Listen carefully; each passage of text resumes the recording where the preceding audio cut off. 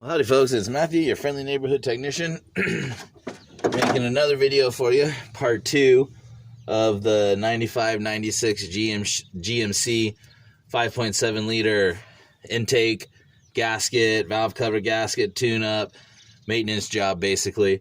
So we left off with getting all the stuff for the radiator, the fan shroud, the fan, started getting electrical connections and throttle body connectors and all that other stuff taken apart and whatnot. We're still using our left to right flow method of working, and so now it's time to start getting things like the alternator bracket, coolant hoses and stuff like that out of the way. So I'm going to start with the upper radiator hose and getting that out of the way. And so sometimes when you're dealing with radiator hoses, especially if they're older ones, they may not just want to pull right off, okay?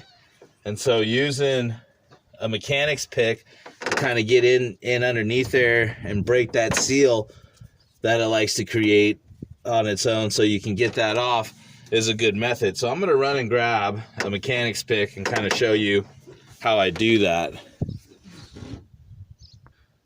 All right, so I'm back. And just gonna warn you now, I got the 4 babies in there homeschooling. They're doing their worksheets and stuff, and right in the middle making burritos for them too for lunch, all that other good stuff. So there's probably gonna be a lot of pauses, breaks, unedited raw material you're gonna see in these videos. But in the meantime, while all that's going on, let's get this radiator hose off. Now when it comes to old hoses, I like to use an angle pick, and what I'll do is I'll get that pick right down in there, all right, and then I'll just kind of start working it around the inside of the hose there, okay, because it's stuck to the outlet, and you don't want to tear it, you don't want to break it. And so using a pick like that, you see that kind of, and I know my alternator's probably in the way. And then you should be able just to work it off, just like so. Okay. And there you go.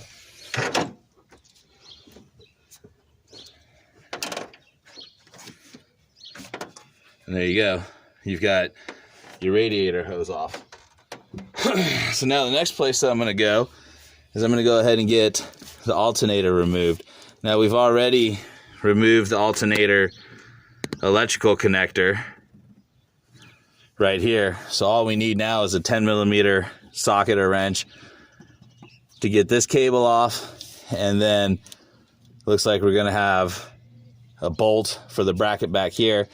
And we're going to want to remove this bracket so we can work with this valve cover free and clear without having to worry about anything being in our way. So yeah, we're going to go ahead and start working on this alternator. So it looks like we need 10mm sockets. This is looking like it's going to be a 13 or a 14 maybe. And on the front, we're looking at 10mm sockets. So I'm going to go ahead and pause the video and get the tools for that. And we'll go ahead and get that removed. And then we'll go down here and we'll start working on getting our power steering pump pulley removed. Now, we're not going to remove the power steering pump. We're just going to remove the pulley so we can get this bracket and this bracket out of the way so we can get in here and work on this valve cover free and clear. All right, so let's go ahead and get this alternator off. So we're going to start with our connector in the back here. Alright, that's going to be a 10mm, little 10mm nut. Remove that, take that off, and then here in a little bit we'll remove all of this and set it to the side over here. But in order not to lose this, just put that right back on there, like that.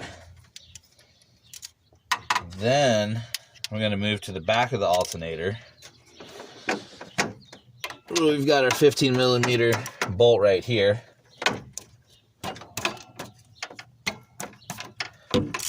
You notice how I hit that wrench like that with an open palm? That's actually a good way to do it.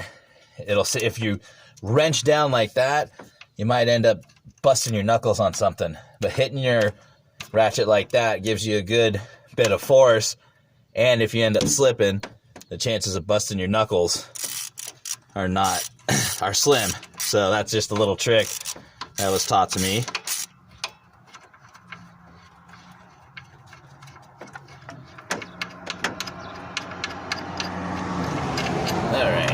And then while we're back here, we'll switch back to our 10mm and get this bolt off of this bracket as well.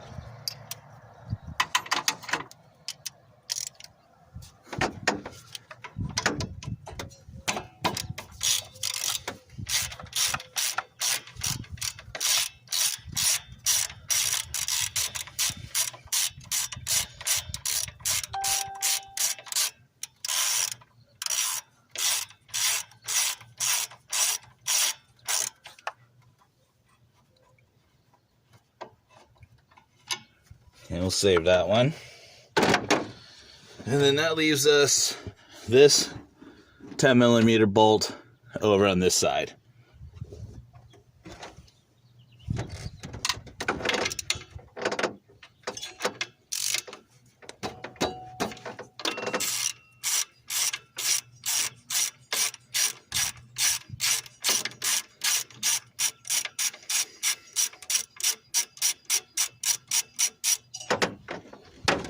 Okay, and having a pry bar or a big heavy screwdriver or something is probably going to help you out a lot.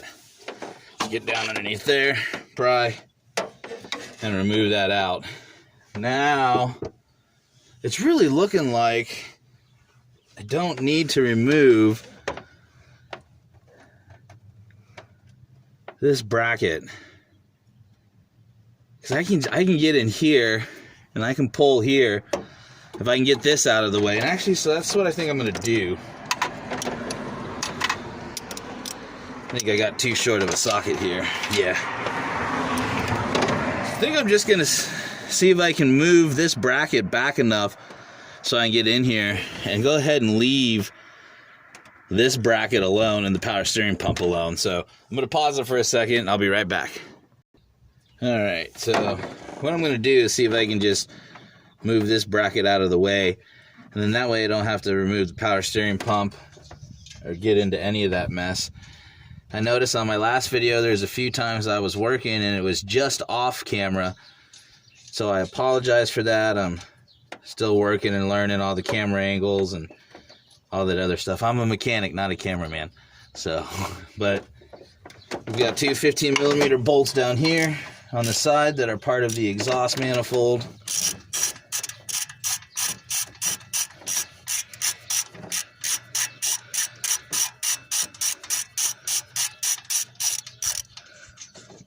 Actually, they're not bolts, they're nuts, but I'll get these off of here.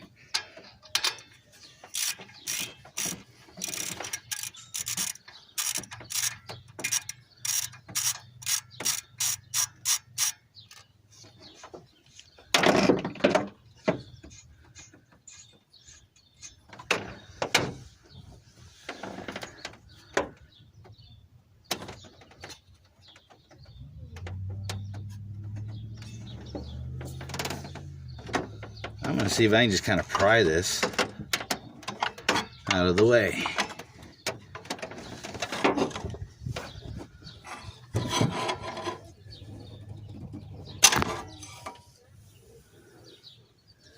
No, I don't think I can. In order to pry it out of the way, I would have to remove the power steering pulley so I can get into a bolt down here. I just might go ahead and just do that.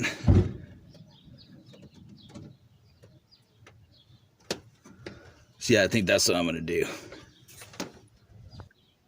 Alright, so I am going to go ahead and get this pulley off so I can at the least get this bracket out of the way. Okay, now I've got what's called a power steering pulley remover. I've got that installed. I'm using my water pump here has a little bit of leverage, not too much, just helping me out, because removing the power steering pump off of these GM engines, or the pulley, is not always the easiest job in the world. It takes a lot of wrenching. And you just need to be patient with it.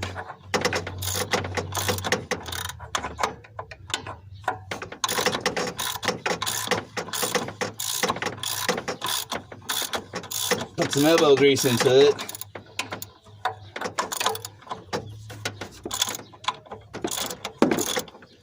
And it'll start to get easier. And there you go. And also be careful that you don't hit your radiator. And you're good to go.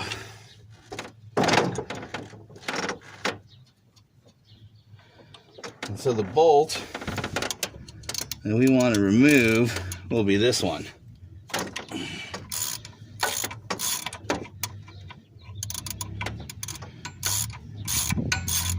I believe. Yes, no? Maybe not. I thought it might go all the way through. It doesn't.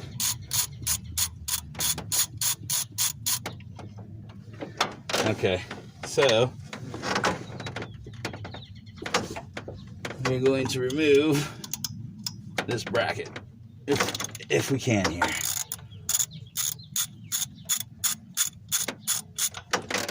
Check my camera angle. You guys see what I'm doing? Yeah.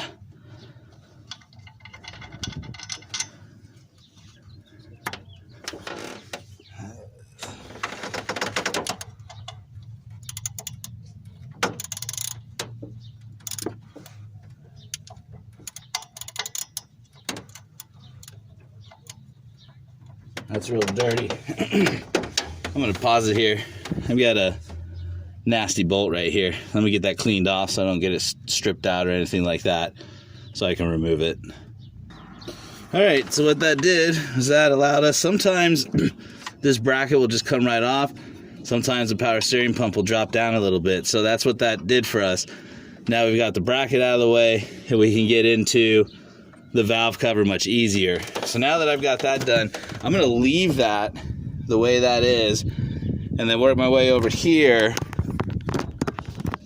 And I'm going to start working on removing this AC compressor and a few other things on this side of the vehicle. So I'm gonna go ahead and end this video here so I can reposition my camera and get reset up to do that. But yeah, so the next video I'll show you how to get the AC compressor and the tensioner and all this out of the way, and I'll show you what you're gonna do with your AC compressor so that way you don't have to disconnect your AC lines and cost any extra money there. So all right, folks, well, I'm gonna go ahead and end this video. We are getting closer and closer to getting down to the intake and starting to put this vehicle back together. So appreciate you guys watching my videos and supporting me. Until next time, I am signing off.